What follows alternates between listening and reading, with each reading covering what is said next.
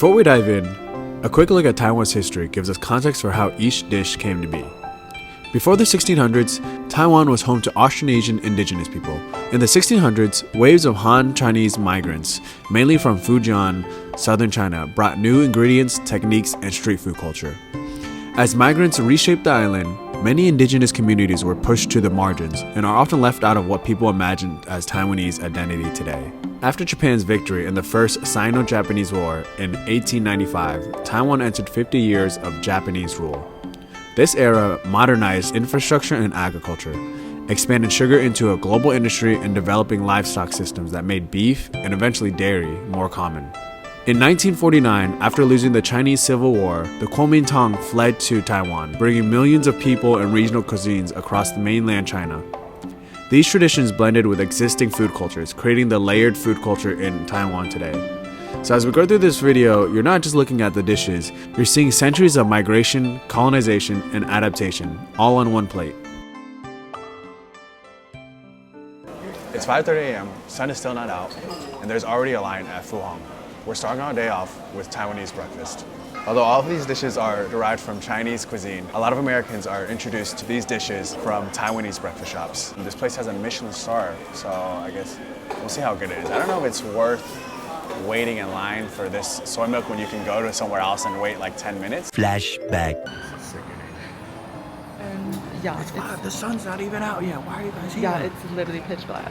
He just said, oh yeah, the soy milk is so famous that you foreigners love it. Foreigners. We have cold dough stick, cold soy milk, hot soy milk, sweet, hopefully. I did not get this is salty soy milk. We got the egg scallion pancake. We got 薄饼加蛋油条. This is a flatbread with egg and 油条, bread on bread.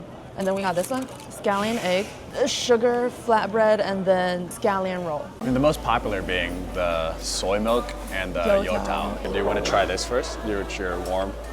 And I'll try the soy cold. milk, hopefully sweet. I hope mine's sweet too. Let's see. Mine's sweet. Oh, it's very good. It is better than the place we ate at the other day.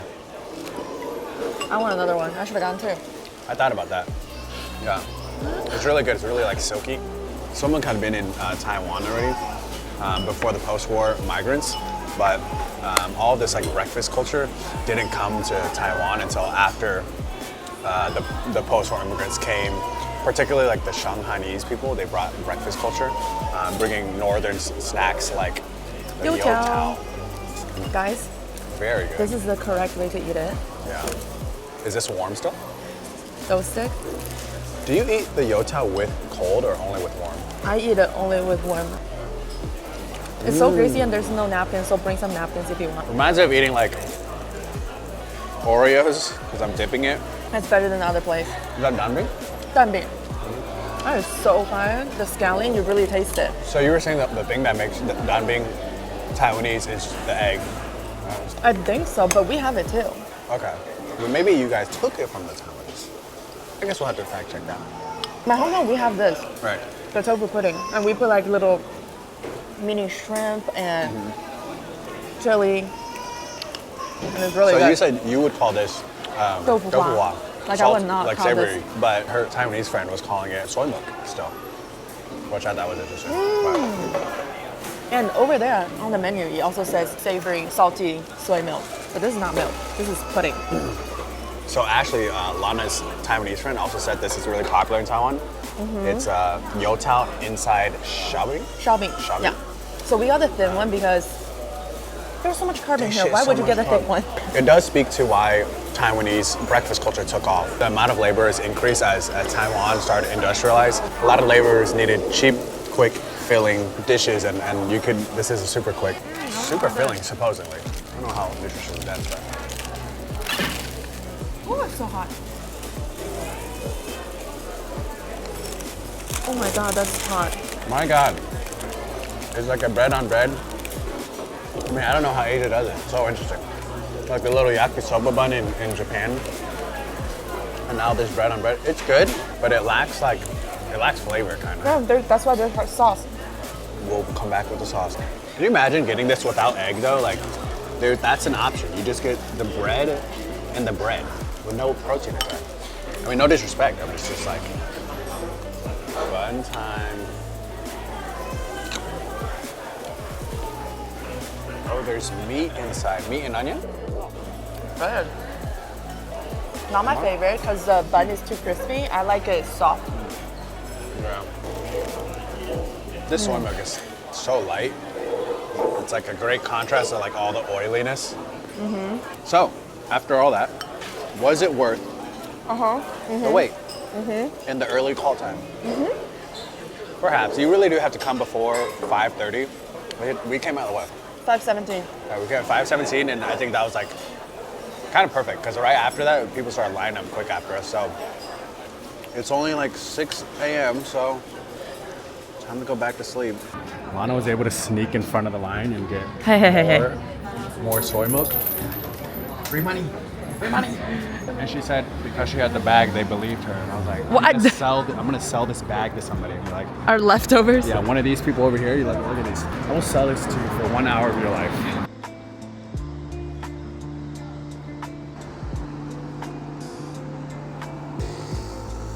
One nap later. So we're here to try Taiwan's national dish. It's Lu Rou Mian, which is a spicy beef braised noodle. Similar to Taiwan, the dish is actually relatively young and heavily influenced by the Chinese immigrants. So it's inspired by Sichuan militants who brought over the spicy beef flavor, and also the northwestern Muslim Chinese who immigrated here post-war. They brought the braising techniques and the clear noodle broth, but it's evolved over time to become its own national dish of Taiwan, honestly. Look, you can see all these pieces like the tendon. I think this is like beef shank, but yeah, you get different parts of the cow. Actually, before like the 1940s, it was not so common to eat beef in Taiwan. It was more of like a pork country, but with immigrants came the desire for beef. Let's try. Those noodles are like really soft, really good. Really good. It's like, and the broth is like clean with like hints of aromatics. Your turn. The broth actually reminds you of like gumball from Vietnam. But it's similarly, it's a beef stock.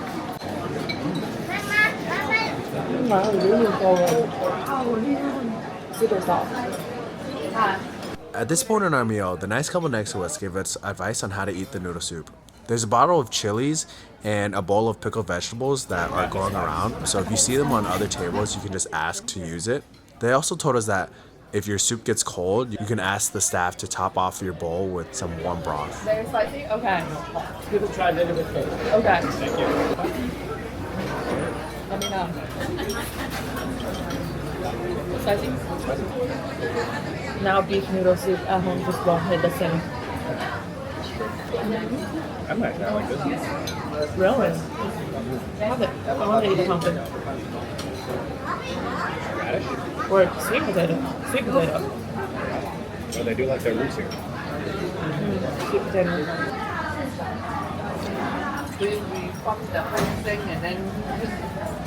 So soggy. That was so good.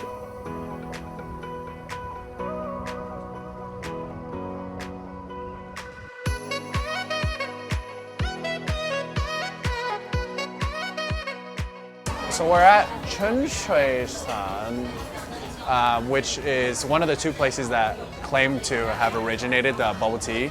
The other place is Hanlin, right? Is that how you pronounce it? I don't know the other one. Anyways, I think it's Hanlin. So the two names that are associated with this dessert, boba and bubble tea, have an interesting backstory.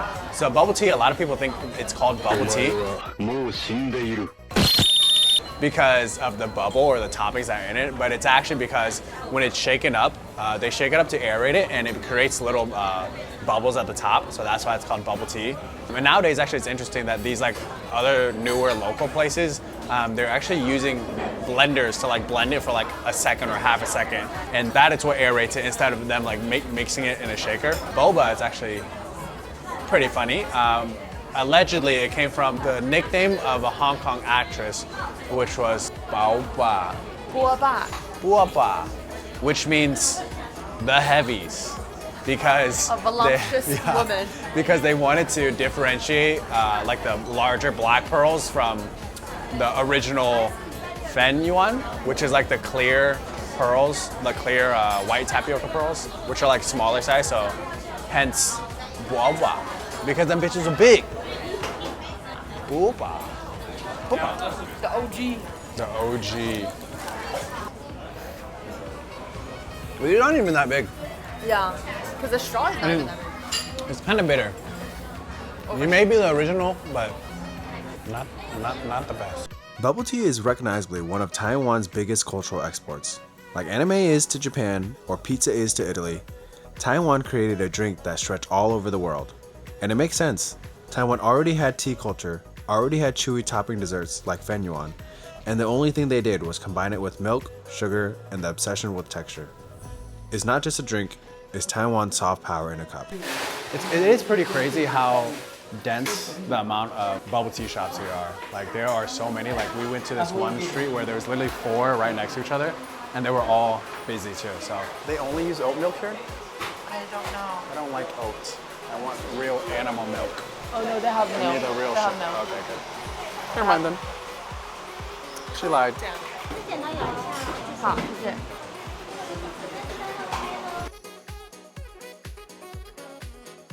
So I got oolong latte or oolong milk tea. I don't know, what'd you get? With Milk grass tea. jelly? And you just got regular milk tea? Nice. All right. Shall we?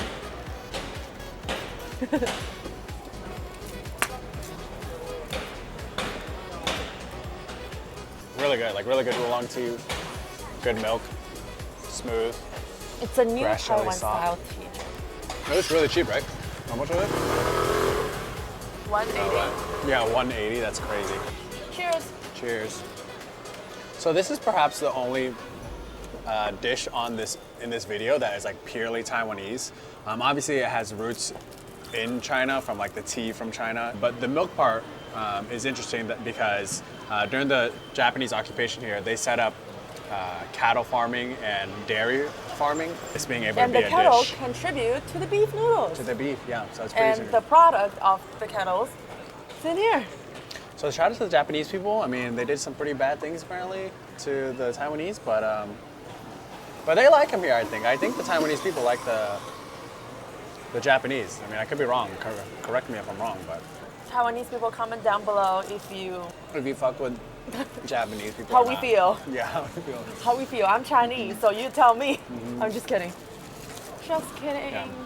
I mean, there's so many bubble places. We have to be drinking like 3 to 4 places a A day to even Yeah. like try a majority of them. Another interesting fact about the Taiwanese people, Taiwanese cuisine and Japanese occupation, a lot of Taiwanese food is like sweeter than I would expect, and that's because during the Japanese colonialism, they set up a lot of sugar factories for that to be like a major export for them. So when the Japanese left, that still stayed in the Taiwanese culture. So there's a lot of things that are sweet here. Like you would think that being in Asia, a lot of things are less sweet than America. Turns out the boba is not sweet. It's the grass jelly that's sweet. Yeah. Well, still, 30% sugar, like this, I feel like the sugar level here is the same as America. Like, I would just expect it to be in Asia to be a notch lower. If you run a marathon with a stick in Taiwan, you'll end up with cotton candy because of how sweet things are here, which I think is a funny saying. Yours tastes very light, and I don't like it that much, but. I got glutinous rice milk tea, and he got oolong milk tea with grass jelly. And We the should grass mix them. jelly. No, Alex, stop. Give me my drink. But on that note, on to Lu Rou Fan. If beef noodle soup is Taiwan's national dish, Lu Rou Fan is Taiwan's comfort food. It's not a special occasion meal, it's the kind of food that's everywhere because it's designed to stretch pork and feed people cheaply. And that's why it feels so Taiwanese. It's humble food built around rice, soy sauce braising, and making something delicious out of scraps. Well, let's try Wong's broth. This place is pretty famous apparently. So we here got a little sheet, and we have the menu. Do you want to look through the menu? Yeah, it's right here. On this one, literally on the menu. Well, We got the Lu Rou Fan, the Lu cabbage, the Lu egg, and Lu tofu. oh, everything's Lu because it's braised. Yep. That's what that means, right? Here's gracias. Should we try Lu Rou Fan? Yes. So We got this- Lu Rou Fan with mushroom. is the Taiwanese dish. So I mean, what's interesting about this is that like almost every Asian culture has something like this. So I'll put it on the screens the different types, but like Vietnamese, it's Te Cao. This is Lu Rou Fan. What is it in Chinese? Like the red. 红烧肉. Oh, shao rou. So like just like a sweet and savory braised pork. It's a cheap meat. It fills people up. But And also it it's like must an have- easy way where you can make, like mass produce the food. Yeah, right. Like you can It just put- really is quick. And you put all the scraps, like that's what I think that it originated from, is like a lot of the pig scraps, you can just braise it all together and you just scoop it. Now we got the real Lu Rou Fan. Lu means braised, Rou means, meat. and Fan means rice, I believe. Yeah, this is super fatty, like compared to even like, like Lu Rou Fan in the States, like I think There's more people, meat. I think most people would not be into how fatty this is. But this, I don't really like that, but this one melts in your mouth, so it's not like that really Yeah. weird chewy. Yeah, fair. But there's literally no regular meat. Yeah, there's almost no meat, which true to its origins, I suppose. Interesting. Yeah. I prefer meat. Meat, yeah. I like the chili. Yeah, it's good to have balance because you want the texture of the fat and the protein, like the muscle fibers. Flavor is on point though. It's just very like deep, sweet, glossy soy sauce flavor. Lu tofu. Lu everything. Yeah, so like unlike the other dishes in this video, this has been around. Lu Rou Fan has been around since the Hokkien and the Hakka people migrated to Taiwan. So this was before like the mass migration post-war. The sweet potato root or leaf is interesting. I've never had this. A crunchier version of spinach. Oh yeah, the stem is like crunchy. It's pretty good. I'm honestly surprised it's not more common for how common sweet potato is. The island of Taiwan, the indigenous people ate a lot of root vegetables like taro and sweet potato, so it would make sense that they would turn this into a dish as well, just using local ingredients. Okay, try it. It looks scary. Oh, it's kind of weird. It's just like starch with. It tastes like meat that you have like mashed with like a hammer, like with It the. looks like it. Yeah, you just but see it's they're actually- separating it. But is it actually like minced ground meat and they just pull off, or is it actually cuts of meat in Cuts of starch? meat. Oh, so it is liquid. Okay, so it's cuts of meat. They said you have to get this. Well, I would tell you otherwise. The flavor is not bad, Yeah. but it's literally just boiled meat. I also feel like the portion is interesting. Like there's a lot of rice, but there's not that much meat. I don't know, maybe because it's so fatty. Also true to tradition. Because this was more like a trying to stretch your like portions, stretch your meat. This is able to feed like the entire family, but yeah, probably the majority of the calories are coming from rice. You would just put a small amount over it. And chili is good. It's like salty. And spicy. I like the mushroom. The mushroom adds texture because the fat has no texture at all. The greens are actually really good here, though, I would say. The greens is a good contrast from the fattiness. But the portion is so small, like I wouldn't be full off of one bowl. To me, that's a good thing, though. Because then you can, this is in the night market, too, so, like, you can go out and try more stuff. Yeah. When I went back to get a second one, the lady was like, huh? I was sorry, want my big more? bag. I was like, my big bag needs more. From street staples like Lu Rou Fan and Danbing, to sweeter modern drinks shaped by later influences, each dish tells a part of this island's story, shaped by people, movement, and time. This video focused on the original forms of Taiwanese food we're familiar with in America, but I didn't even get to the night markets, one of Taiwan's biggest draws, and something you really have to experience in person. Hell no, bro.